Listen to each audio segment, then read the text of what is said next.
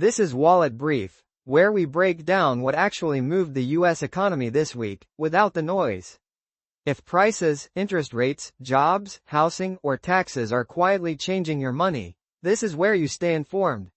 Let's get into what really happened this week, and what it means for your wallet.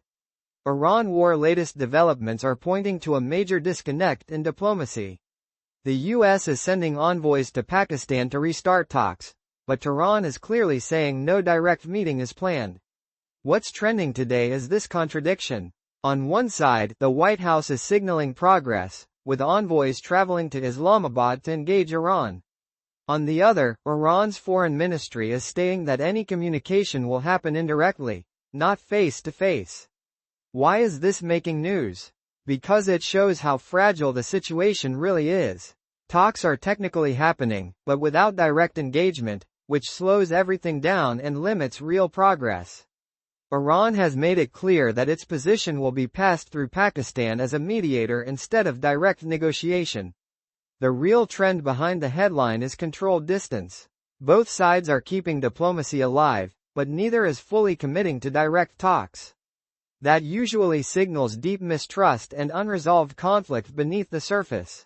At the same time, the situation is already affecting global systems. The conflict has disrupted oil flows and strained key routes like the Strait of Hormuz, one of the most important energy corridors in the world. For your wallet, this is where it matters. When oil supply becomes uncertain, prices tend to rise. That impacts gas, transportation, and eventually everyday goods, from groceries to delivery costs.